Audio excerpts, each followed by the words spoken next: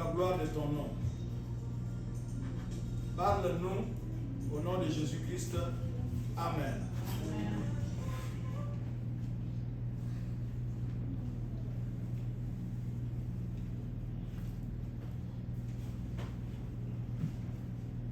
Très souvent, nous pouvons comprendre que quelqu'un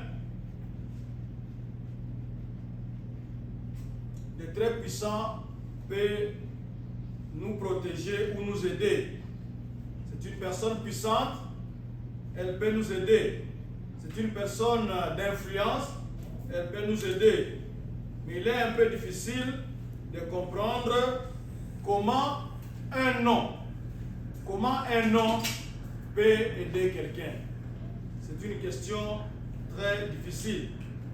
Nous allons nous lever pour écouter la parole de Dieu. Nous allons lire dans le psaume 54, le verset 3. Dans certaines Bibles, c'est le premier verset, mais pour nous, c'est le verset 3 dans 8 secondes.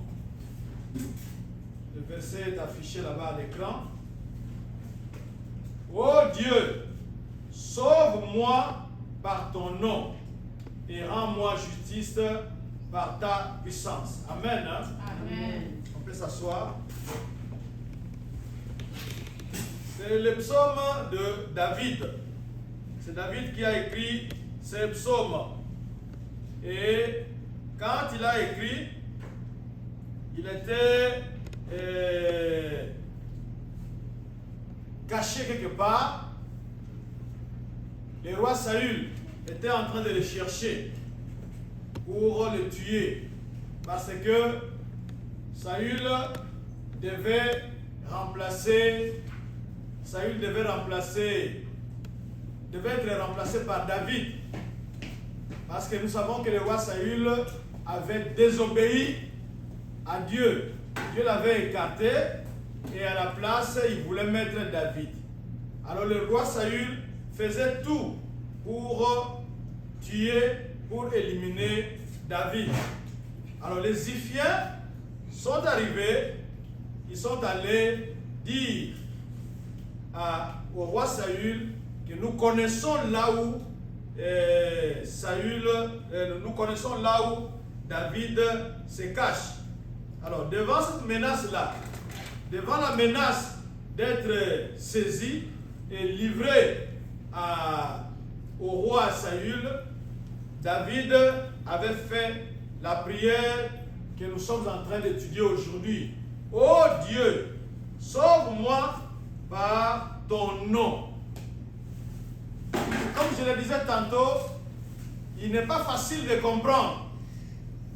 Quand quelqu'un a une armée, quand quelqu'un a l'argent, quand quelqu'un est puissant, il peut vous aider dans votre problème, dans votre situation. Mais ici, nous voyons que ce n'est pas l'armée que David demande, mais il dit seulement quel est le nom, le simple nom de Dieu puisse sauver. Un jour, j'avais lu quelque part, bon, je ne sais pas si quelqu'un était en train de blaguer ou pas, la personne avait dit ceci, elle avait dit que en Europe, quand vous cherchez du travail, on vous demande vos diplômes. Vous voulez obtenir tel poste? Oui. Où est-ce que vous avez étudié? Montrez, présentez vos diplômes. Ça, c'est en Europe. Ici, en Amérique, il me semble qu'on ne va pas vous demander directement le diplôme, mais on va plutôt vous demander qu'est-ce que vous savez faire. Donc ici, on met l'accent sur les aptitudes de la personne. Qu'est-ce que la personne connaît? Qu'est-ce que la personne peut faire? C'est ça ici. Mais au Congo, au lieu de demander le diplôme ou de demander ce que vous savez faire, la première question c'est qui vous a envoyé? Nani atindio? Qui vous a envoyé? vous êtes ici au nom de qui? Qui vous a recommandé ici? On demande le nom pour dire que le nom de la personne peut ouvrir certaines portes. Le nom de la personne peut ouvrir certaines portes. Donc, il suffit simplement de citer ce nom-là et vous verrez que les portes vont s'ouvrir, même si vous n'avez pas de diplôme. Mais puisque c'est elle qui vous a envoyé, alors les portes vont s'ouvrir. Nous pouvons voir maintenant qu'est-ce que Dieu réserve à ses enfants. Qu'est-ce qu'il réserve à ses enfants? Nous allons voir ce qui se passe au niveau spirituel. Et comme nous l'avons lu, c'est le psaume 54, verset 3, il dit « Ô Dieu, sauve-moi par ton nom ». C'est la prière du psalmiste, la prière de David. Nous savons que en Afrique, par exemple, dans beaucoup de sociétés, il est interdit de crier le nom de quelqu'un en pleine forêt. Vous êtes dans la forêt, vous allez crier le nom de quelqu'un, en tout cas, la personne que vous êtes en train d'appeler, quand elle va peut-être s'approcher de vous, ne manquera pas de vous exprimer sa désapprobation pour vous dire qu'on ne crie pas le nom de quelqu'un dans la forêt. Pourquoi vous étiez en train de crier mon nom? Et vous remarquerez aussi que vous recevez un visiteur nocturne qui arrive chez vous. Le visiteur est en train de frapper à la porte ou à la fenêtre, mais vous, au lieu de répondre oui, vous ne répondez pas comme ça, vous allez simplement claquer les mains ou taper sur un meuble, taper sur le montant du lit pour dire que vous êtes en train de répondre. Vous allez maintenant attendre que la personne qui est dehors, qui était en train de frapper, qu'elle puisse s'annoncer pour que vous puissiez l'identité. C'est ce qui se passe. Nos ancêtres ont compris cette réalité-là. Ils ont compris que le nom représente quelque chose. Le nom représente le caractère de quelqu'un. Le nom représente la personne. C'est pour cela que vous verrez si les magiciens, les occultistes, les féticheurs sont en train d'opérer, il y a des fois où ils opèrent simplement à partir du nom. Ils ont pris peut-être la trace de vos empreintes sur la terre, par exemple. Vous étiez pieds nus, on a pris les empreintes, ou bien on prend un morceau d'étoffe, vos ongles ou les cheveux, on les amène au féticheur. Et là-bas, le féticheur, pour faire ces incantations, le féticheur va appeler votre nom. Quand il vous appelle, et vous allez apparaître sur son écran mystique. C'est pour dire que le nom de la personne représente aussi la personne.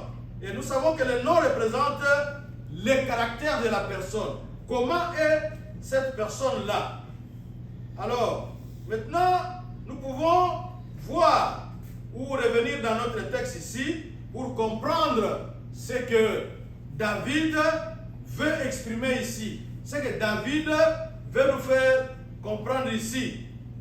Il demande à Dieu de le sauver par le nom. Seulement à partir du nom.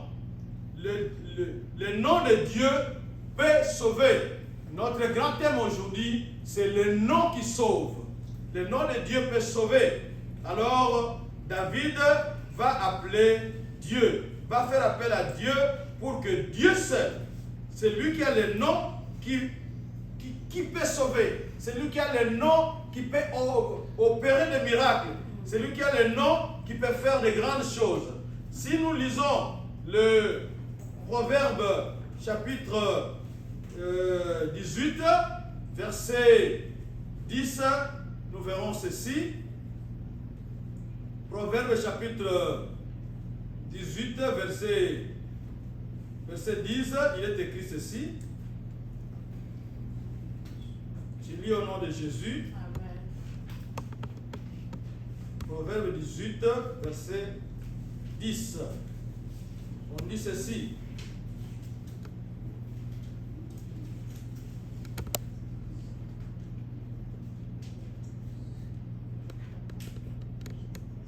Le nom de l'Éternel est une tour forte.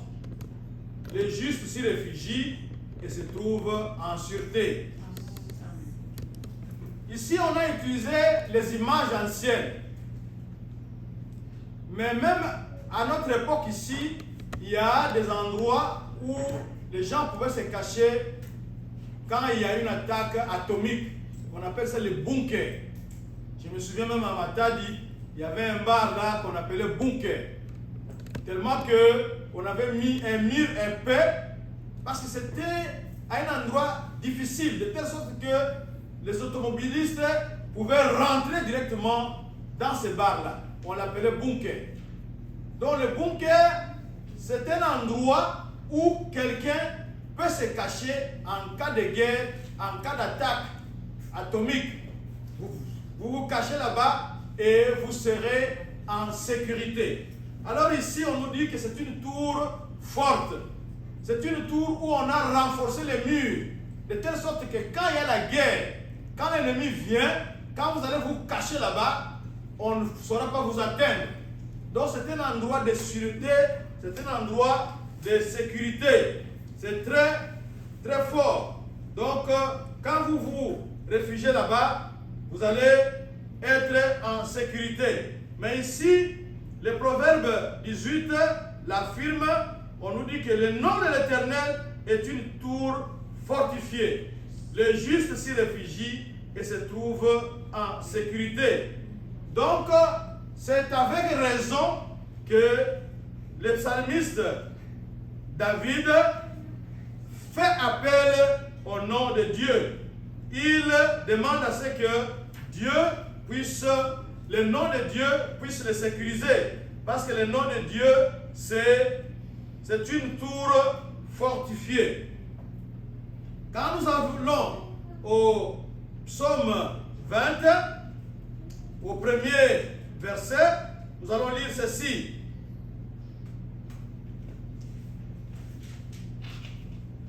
Ici, c'est au deuxième verset dans certaines Bibles. Que l'Éternel t'exauce au jour de la détresse. Que le nom du Dieu de Jacob te protège. Nous voyons, Jacob avait été protégé par Dieu. Quand Jacob avait lutté avec Dieu toute la nuit, et il avait demandé à ce que Dieu le bénisse, Dieu l'avait béni, ce Dieu-là l'avait protégé pendant son voyage.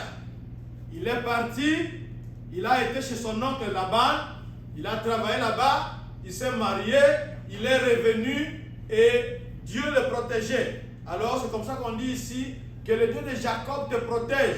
Et nous savons même pourquoi, comment Dieu avait protégé Israël qui était en esclavage en Égypte. Israël, c'est Jacob. Jacob, avant de lutter avec Dieu, il était Jacob. Après la lutte avec Dieu, Dieu lui avait changé le nom. Il était devenu Israël. Et toute sa famille était partie en Égypte. Et ce Dieu-là l'avait protégé. Ce Dieu-là l'avait réellement protégé. Il était protégé par le Dieu très haut, le Dieu tout-puissant. Alors, nous voyons ici que Dieu peut protéger. À part les noms qui protègent, nous pouvons toujours voir aussi autre chose. Qu'est-ce que les noms peuvent faire? Ou qu'est-ce que ces noms-là peuvent faire? Nous voyons que le nom de Dieu peut aider. Quand nous allons dans Philippiens chapitre 2, versets 9 à 11, nous lisons Philippiens chapitre 2, versets 9 à 11. Je lis au nom de Jésus. C'est aussi pourquoi Dieu l'a élevé à la plus haute place et lui a donné le nom qui est au-dessus de tout nom, afin qu'au nom de Jésus, chacun plie les genoux dans le ciel, sur la terre et sous la terre, et que toute langue reconnaisse que Jésus-Christ est le Seigneur, à la gloire de Dieu le Père. Ici, la Bible est en train de nous montrer un nom. C'est le nom de Jésus-Christ. La Bible dit que le nom de Jésus-Christ, c'est le nom qui a été élevé. Donc, la plus haute position, c'est le nom de Jésus-Christ. Et quand Jésus-Christ a été élevé, Dieu lui a donné le nom qui est au-dessus de tous les noms. Le nom puissant de ce monde passe. Il y a des gens, la plupart d'entre nous connaissent le président Mobutu. Il était très fort. Il était passé, il est passé.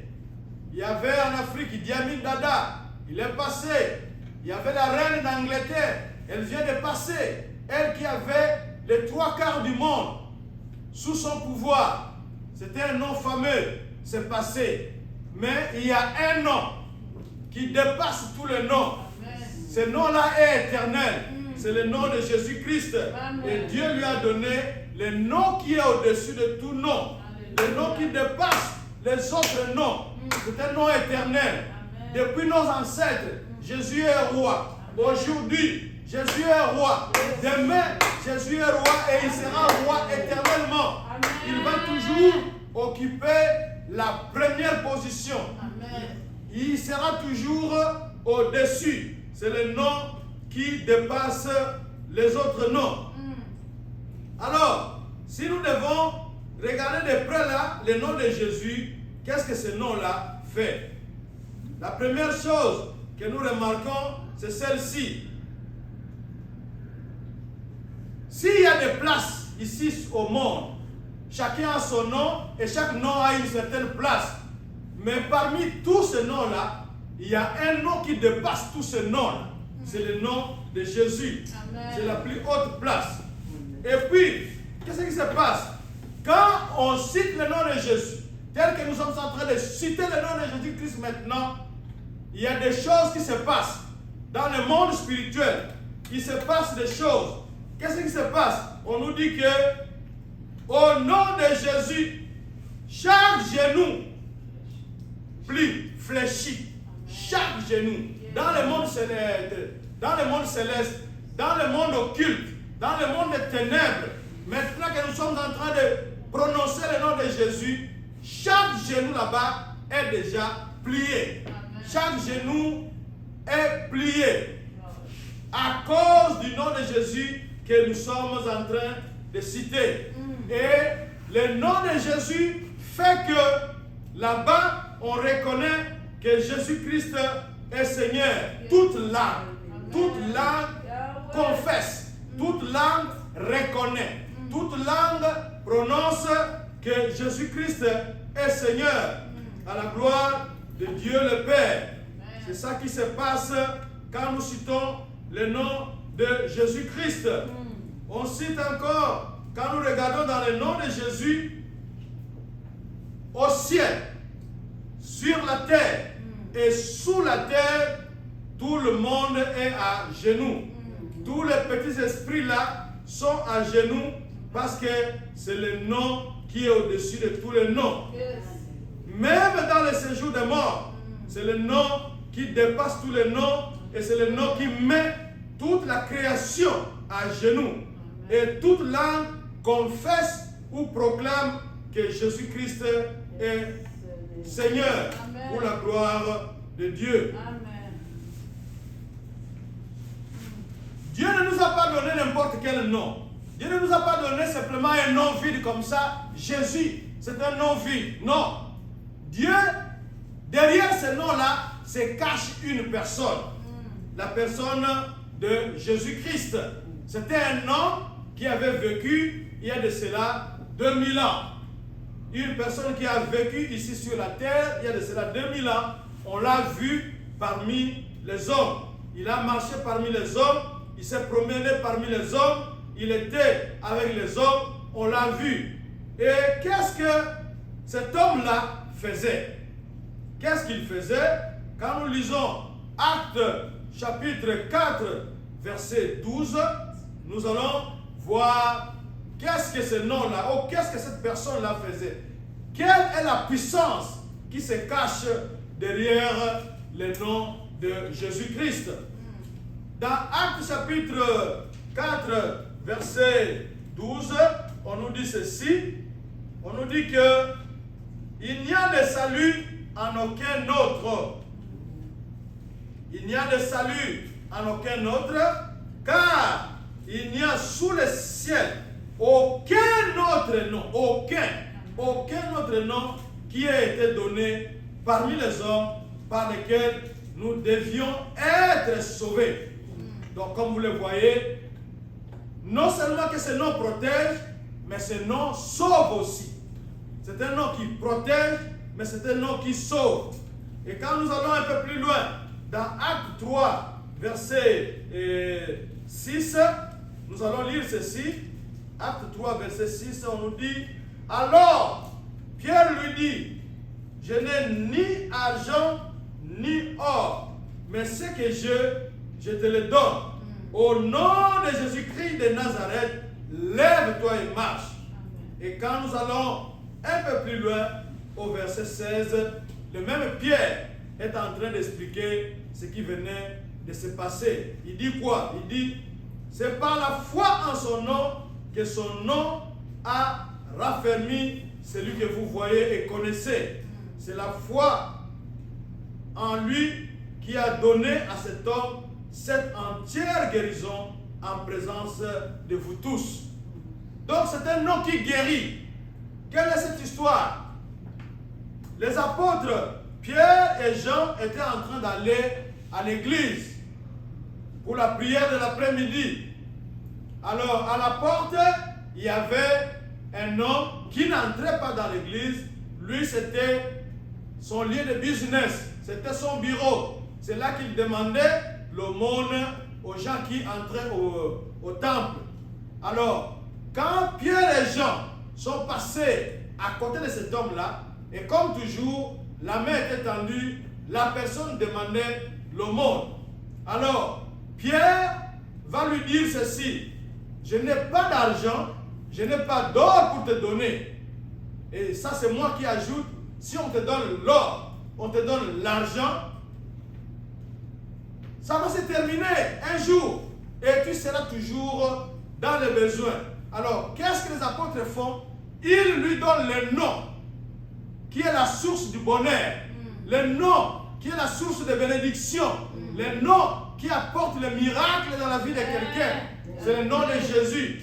Ils lui ont donné ce nom-là et cet homme-là qui n'avait jamais marché, dont les jambes étaient faibles, cet homme-là, quand on lui a prononcé ce nom-là, on l'a touché, le miracle s'était accompli. Parce que le nom de Jésus-Christ, c'est le nom qui apporte le miracle dans la vie de quelqu'un. Le nom de Jésus-Christ, c'est le nom qui apporte la délivrance. Cet homme était toujours là. Il était en train de dépendre des autres. Donc, pour venir se mettre dans son bureau, il fallait que les gens l'amènent. Si on ne l'amène pas, lui-même il va se traîner par terre, ça va lui prendre beaucoup de temps. Il faut que les gens l'aident. Quand il veut se lever, il a besoin d'aide d'autres personnes. Mais ce jour-là, à cause de ce nom-là, à cause du nom de Jésus-Christ, cette personne avait été délivrée. Le nom de Jésus-Christ délivre. Dieu nous a donné le nom de la délivrance. Ce nom-là, c'est le nom de Jésus-Christ. Le nom de Jésus-Christ guérit. Ici, nous voyons, cet homme était malade. Il ne pouvait pas se lever. Il ne pouvait pas utiliser ses jambes. On ne sait pas si c'était la poliomyélite ou c'était quoi. Il ne pouvait pas utiliser ses jambes. Mais quand on a prononcé ce nom-là, en sa présence, il a été guéri de cette maladie qui l'a empêché d'utiliser ses jambes. Il a été guéri. Donc, c'est le nom qui sauve, c'est le nom qui guérit, c'est le nom qui délivre et c'est le nom qui apporte les miracles dans la vie de quelqu'un. Si vous avez besoin de miracles, il n'y a qu'un seul nom qui peut vous octroyer ce miracle, c'est le nom de Jésus. Il faut simplement avoir la foi en ce nom-là, comme le paralytique ici avait cette foi et il a été délivré. Sa vie avait changé depuis ce moment-là. Quand il a cru en ce nom-là, le nom-là qui sauve, le nom-là qui change, le nom-là qui transforme, le nom-là qui apporte le miracle, et sa vie avait changé depuis ce temps-là. Quand nous continuons un peu plus loin, nous allons encore voir qu'est-ce que ce nom-là peut faire. Nous lisons dans Jean 14, verset 13 à 14. Jean chapitre 14, verset 13 à 14. La lecture se présente de cette façon. Et tout ce que vous demanderez en mon nom, je le ferai, afin que le Père soit glorifié dans le Fils. Si vous demandez quelque chose en mon nom, je le ferai. Alléluia. Amen. Amen. Donc, ce nom ici, c'est une clé que Dieu nous a donnée. Il nous a donné une clé. Vous avez besoin de quelque chose, utilisez le nom. Alléluia. Amen. Le monde entier appartient à Dieu. Et Dieu, qui est le propriétaire du monde entier, vous dit que si vous avez besoin de quelque chose, demandez au nom de son Fils. Alléluia. Amen. Demandez au nom de Jésus. Quand vous allez demander au nom de Jésus, vous allez obtenir la chose que vous désirez. Vous allez obtenir ce dont vous avez besoin. Parce que c'est le nom qui est comme une clé qui ouvre la porte de bénédiction de Dieu. Il suffit d'aller devant Dieu pour dire que papa, j'ai besoin de ceci, j'ai besoin de cela, au nom de Jésus-Christ. Vous signez. C'est comme si c'est Jésus-Christ qui demandait. C'est comme si c'est Jésus-Christ. Ici, nous voyons, Jésus-Christ nous a donné un chèque en blanc. Le chèque en blanc signifie quoi? C'est-à-dire que quelqu'un vous donne un chèque, il a simplement signé. Il n'a pas mis le montant. Donc ça dépend de vous. Si vous voulez mettre $1, ça c'est vous. Si vous voulez mettre $1000, c'est votre problème. Mais la personne a déjà signé le chèque. Ici, nous avons déjà un chèque signé, Jésus-Christ. Donc vous allez simplement devant Dieu, vous dites que Jésus m'a envoyé. Jésus m'a envoyé. J'ai besoin de ceci, de cela. Jésus a dit que regarde là-bas à gauche, sous l'armoire. Regarde là-bas à droite, à tel endroit. Au salon, vous allez trouver la chose que je demande. C'est le nom qui nous donne accès aux bénédictions de Dieu. Il n'y a pas un autre nom. C'est ce nom-là, le nom de Jésus, qui nous ouvre la porte de bénédiction à Dieu. Et si nous regardons le verset 14, si vous demandez quelque chose, donc on n'a pas donné le nom de la chose en question, quelque chose, n'importe quelle chose. Et au verset 3, on nous dit quoi? Et tout ce que vous demanderez. Est-ce que dans tout, on a exclu quelque chose? Non. On n'a rien exclu. Donc tout, c'est tout. Quand on dit que tout le monde ici sorte, est-ce qu'on a dit à quelqu'un de rester dans la salle? Non. Non. C'est tout le monde qui doit sortir. Parce que tout, c'est tout. Ça englobe tout. Ça englobe tout. Donc, tout ce que vous demanderez au nom de Jésus. Parce que c'est le nom qui est merveilleux. Amen. C'est le nom qui touche le cœur de Dieu. Yahweh. C'est le nom qui fait des miracles. C'est le nom qui est là pour guérir. C'est le nom qui est là pour sauver. C'est le nom qui est là pour délivrer. Amen. C'est le nom de Jésus-Christ. C'est le nom de Jésus-Christ. Le nom qui est au-dessus de tout nom. Et en dehors de tout cela, nous allons continuer à prendre d'autres noms qui peuvent nous aider. Qu'est-ce que nous voulons dire par là? Nous voulons dire ceci, que il suffit de voir quel est votre problème. Dans notre texte d'aujourd'hui, nous avons vu que David avait un problème. Il se sentait en insécurité, alors il appelle le nom de Dieu, parce que c'est le nom qui protège. Le nom de Dieu, c'est le nom qui sauve. Il pouvait le sauver de cette situation mauvaise. Mais Dieu aussi, comme nous l'avons dit, il y a d'autres noms. D'autres noms, ça dépend de votre situation. Nous n'allons pas tout étudier, mais nous allons prendre à la volée quelques noms de Dieu pour voir ce que ça peut faire. Nous avons dit que les noms représentent la personne. Nous avons dit que les noms représentent les caractères de la personne. Et nous avons rappelé que quand on vous appelle, donc quand on cite votre nom, donc c'est vous qu'on invoque, c'est vous qu'on veut attirer l'attention. Alors, le Dieu que nous sommes en train de rencontrer aujourd'hui, le Dieu là a plusieurs facettes. Il se présentait chaque fois selon une facette. Il est connu dans l'ancien temps comme étant Elohim. Elohim, c'est le Dieu créateur, le Dieu puissant, le Dieu fort. C'est dans Genèse 17, verset 7, et on peut aussi le trouver dans Jérémie 31, verset 33. Quand vous lisez par exemple la version de Darby, vous pouvez trouver certains noms. Quand vous lisez la Bible hébraïque, vous allez trouver le nom de Dieu là-bas dedans. Donc il est connu comme étant Elohim. Quand on s'adresse à Elohim, on s'adresse au Dieu créateur, le Dieu qui a créé toutes choses. Il est connu aussi comme étant El Shaddai. El Shaddai signifie Dieu tout-puissant.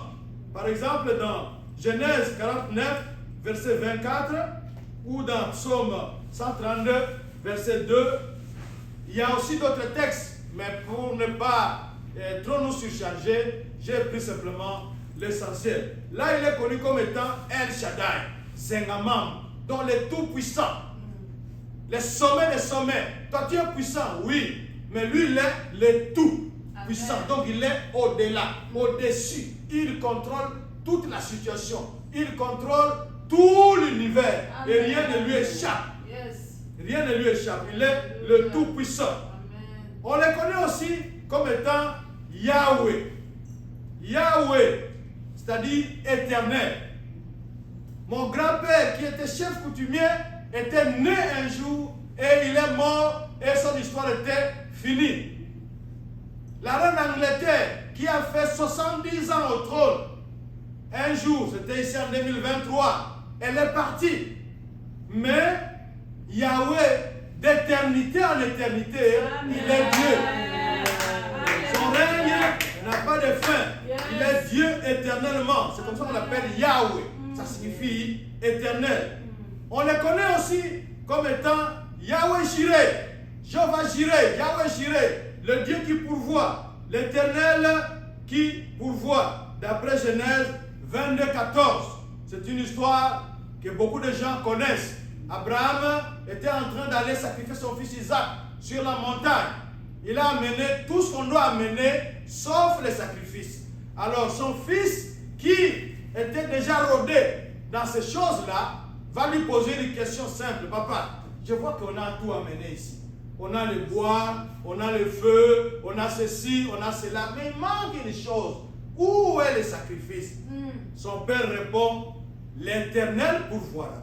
Jéhovah Jireh. Il sera pourvu sur la montagne. Amen. Donc, quand vous êtes dans les besoins, n'hésitez pas à aller vers ce Dieu-là comme étant Jéhovah Jireh, le Dieu qui pourvoit.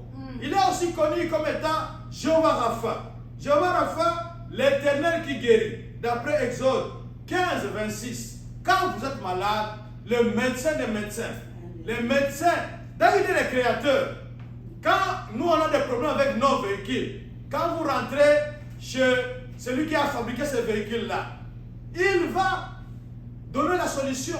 Il enlève la pièce qui est en panne, la pièce qui est défectueuse, il regarde. Si on peut la réparer, on la répare. Si on ne peut pas réparer, il prend simplement une nouvelle pièce, il va remplacer. Moi, je me souviens à Kinshasa un jour, j'avais un problème avec ma voiture. Chaque fois que le chauffeur sortait, il y avait toujours des appels. Oh, on n'a pas Nawa, c'est cela, tout et tout et tout. Et le mécanicien m'avait recommandé que pour terminer ce problème, trouvons un autre moteur neuf. On va remplacer et vous verrez que toutes ces plaintes vont partir.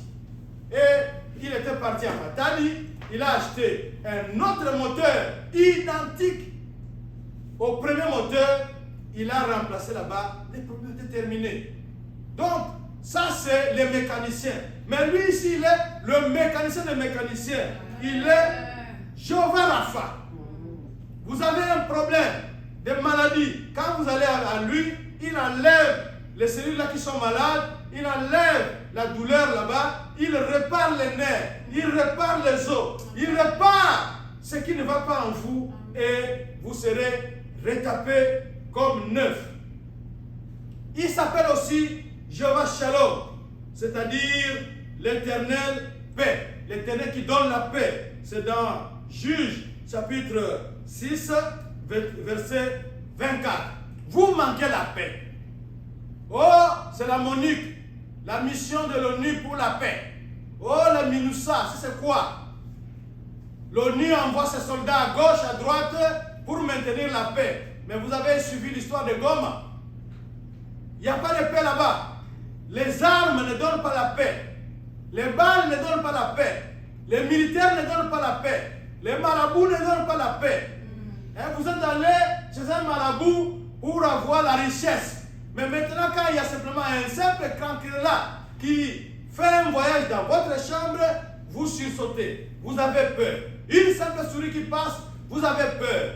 Parce que vous n'avez pas la paix. Vous avez la richesse, mais vous n'avez pas la paix. Mais il n'y a qu'un seul qui donne la paix. Son nom c'est Jéhovah Shalom. L'Éternel qui donne la paix. Donc comme vous l'avez vu, on n'a pas pris tous les noms. Il y en a beaucoup. Ça dépend de la situation. Quel est votre problème? Vous avez besoin de la paix, allez à Dieu comme étant Jéhovah Shalom. Vous avez besoin de vous avez un problème de maladie, allez à Dieu comme étant Jéhovah Rapha. Vous avez besoin de quelque chose, allez à Dieu, allez lui demander parce qu'il s'appelle Jéhovah Jireh. Il y a beaucoup de noms, ça dépend de votre situation, ça dépend de votre problème. Dieu est là, il veut vous aider. Alors, en conclusion, nous allons lire un dernier verset pour aujourd'hui. Nous sommes dans Jean, chapitre 16, verset 24. Jean, chapitre 16, verset 24. Il est écrit ceci. Jusqu'à présent, vous n'avez rien demandé en mon nom. Demandez et vous recevrez afin que votre joie soit parfaite. Ça, c'est Jésus-Christ qui dit. Il nous avait d'abord donné la permission de demander en son nom. Et il vient regarder comme ça, il dit, oh, donc jusqu'à présent, vous n'avez rien demandé à mon nom. Vous étiez en train de demander au nom de votre grand-père. Vous étiez en train de demander au nom de votre femme. Vous étiez en train de demander au nom de votre mari. Vous étiez en train de demander au nom de votre cadet. Mais maintenant, vous pouvez demander en mon nom. Qu'est-ce qu'il dit? Jusqu'à présent. Donc, jusqu'au moment où nous sommes en train de parler, vous n'avez rien demandé à mon nom. Donc, nous allons maintenant demander au nom de Jésus-Christ. Il dit quoi? Il dit, demandez. Nous, aujourd'hui, on va simplement demander. Et Jésus-Christ, qu'est-ce qu'il va faire? Il dit, vous recevrez. Amen. Pourquoi nous allons recevoir? Il veut que notre joie soit parfaite. Dieu veut que notre joie soit parfaite. Quels sont les parents qui n'aiment pas que son enfant soit content? Quels sont les parents qui ne veulent pas donner la joie à ses enfants ou à son enfant? Nous avons notre Père qui est aux cieux, qui nous a donné le nom qui est au-dessus de tous les noms. C'est Jésus-Christ. Ce nom-là, c'est la clé de bénédiction. Ce nom-là, c'est le nom qui ouvre la porte pour que les bénédictions de Dieu puissent se déverser sur nous. Et ici, Jésus-Christ nous dit, vous n'avez encore rien demandé. Donc ce matin, en ce moment ici, nous allons demander. Chacun de nous va demander. Vous avez vu les multiples facettes de Dieu. Vous avez besoin de la paix. Dieu est Jéhovah Shalom. Vous avez besoin de la guérison. Il est Jéhovah Rapha. Vous avez besoin de quelque chose. Il est Jéhovah Jireh. Vous avez besoin de quoi que ce soit. Je ne sais pas. Mais vous allez demander cette chose-là. Vous allez exprimer votre besoin maintenant à Dieu au nom de Jésus. Parce qu'on a dit tout. Ce que vous allez demander là-bas, Dieu va l'accorder au nom de Jésus. Nous allons incliner nos têtes. Nous voulons prier. Avant de prier, tout ce que nous venons de dire ici ne concerne pas tout le monde. Ça ne concerne que les enfants de Dieu. Si vous reconnaissez quelque part que vous n'êtes pas encore devenu enfant de Dieu, vous n'avez pas encore appelé Jésus-Christ dans votre vie comme étant votre Seigneur et votre Sauveur, maintenant que vous êtes en train de nous écouter, c'est le jour du salut. Jésus-Christ a besoin de vous. Il veut vous sauver. Parce que son nom, c'est le nom qui sauve. Jésus-Christ veut vous sauver. Jésus-Christ est là. Il veut vous aider. Alors, si vous n'avez pas encore reçu Jésus-Christ, voici le jour du salut, c'est aujourd'hui. N'attendez pas. Pour pouvoir utiliser cette clé-là, la condition, c'est qu'il faut être enfant de Dieu. Si vous n'êtes pas encore enfant de Dieu, c'est le moment. Levez votre doigt. Nous allons prier pour vous. Vous allez devenir enfant de Dieu.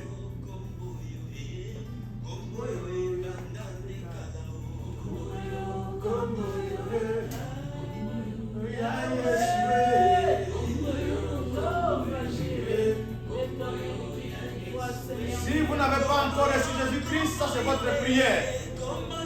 Seigneur Jésus, j'ai besoin de toi. J'invoque ton nom, ô Seigneur. Entre dans ma vie. Transforme ma vie.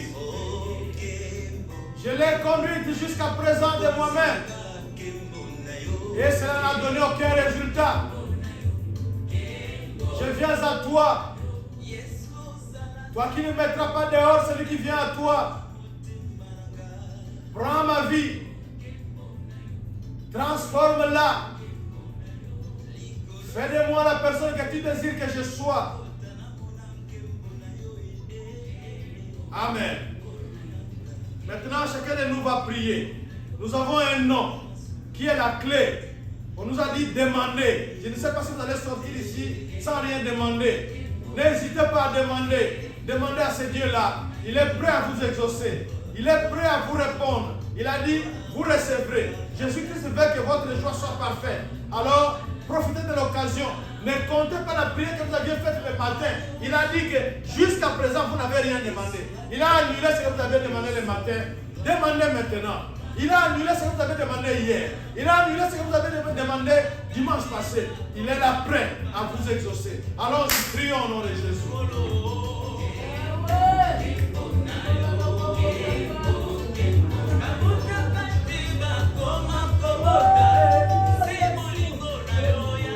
Yahweh, nous voici devant toi, ô Seigneur, le Dieu incomparable, le Dieu tout-puissant.